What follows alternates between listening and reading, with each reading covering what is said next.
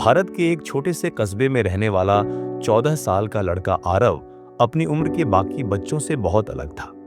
जहां बाकी लड़के क्रिकेट खेलने या मोबाइल गेम्स में खोए रहते, वहीं आरव सुबह सुबह अपने पिता की छोटी सी चाय की दुकान पर बैठकर चाय परोसता था।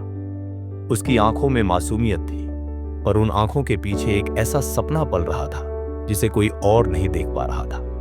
आरव का परिवार बेहद गरीब था। पिता की चाय की ठेली ही घर का सहारा थी।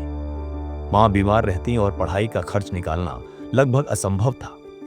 हर दिन स्कूल से लौटने के बाद आरव दुकान पर आकर पापा की मदद करता। गर्मियों की दोपहरी हो या ठंडी सर्द रात, वह उबलती कड़क चाय के प्यालों को थामे ग्राहकों के बीच दौड़ता रहता। लेकिन जब भी वह थक कर बैठता, उसकी नजर पास की मोबाइल दुकान के कांच पर रुक जाती, जहां पर लैपटॉप और चमकते स्मार्टफोन रखे होते। उसके मन में सवाल उठता, क्या मैं कभी इतना बड़ा बन पाऊंगा कि यह सब खरीद सकूं? क्या मेरी जिंदगी सिर्फ चाय परोसने तक ही सीमित है? एक दिन चाय पीने आया एक ग्राहक, जो एक आईटी कंपनी में काम करता था, ने उससे कैजुअली पूछा, बेटा, तुम पढ़ाई में कैसे हो? आरव झिझकते हुए बोला, अंक तो अच्छे आते हैं अंकल, लेकिन अब शायद स्कूल छोड़ना पड़ेगा, घर की हालत खराब है। उस ग्राहक ने हंसकर कहा, अरे, आजकल तो इंटरनेट और मोबाइल ने दुनिया बदल दी है। अगर तुम चाहो तो ऑनलाइन बहुत कुछ सीख सकते हो, बस मेहनत करनी होगी। उस पल आरव की आंखों में नई चमक आ गई। उसे पहली बार लगा कि उसकी किस्मत सिर्फ चाय के प्यालों तक बंधी नहीं है। आरव ने फैसला किया कि चाहे कितनी भी मुश्किलें आई, वह खुद को सीखने से नहीं रोकेगा। उसने दुकान पर आने वाले पुराने अखबारों को इकट्ठा करना शुरू किया और ग्राहकों से छोड़ी गई पत्रिकाएं पढ़ने लगा। रात में जब सब सो जाते, तो वह उधार के एक सेकंड हैंड मोबाइल पर यूट्यूब वीडियो देखता और कंप्यूटर प्रोग्रामिंग सीखने लगा। यात्रा आसान नहीं थी। पिता कई बार गुस्सा होकर कहते, आरव, ये सब पढ़ाई लिखाई छोड़कर दुकान संभालो, यही हमारा असली धंधा है। दोस्त उसका मजाक उड़ाते, देखो चाय वाला लैपटॉप बनने चला है।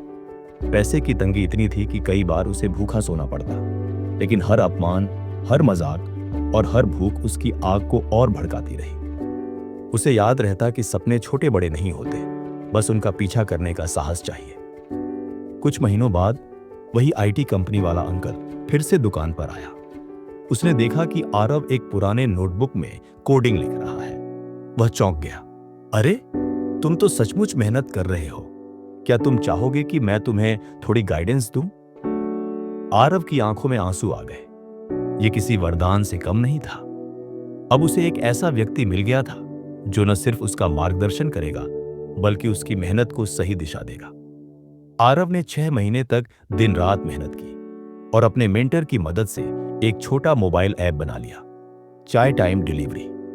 यह ऐप पास पड़ोस के लोगों को ऑनलाइन चाय ऑर्डर करने की सुविधा देता था। शुरुआत में सबने मजाक उड़ाया, अरे, कौन ऑनलाइन चाय मंगाएगा? लेकिन धीरे धीरे ऑफिस जाने वाले लोग और कॉलेज के छात्र उसके ऐप से चाय ऑर्डर करने लगे। आरव की छोटी सी सोच अब कारोबार में बदल रही थी। एक दिन अचानक उसके पिता बीमार पड़ गए और दुकान बंद करनी पड़ी। घर की जिम्मेदारी पूरी तरह से आरव पर आ गई। उस समय उसके पास 2 ही रास्ते थे, सब कुछ छोड़कर दुकान पर लौट आए या फिर जोखिम लेकर अपने ऐप को बड़े स्तर तक ले जाए। आरव ने दूसरा रास्ता चुना।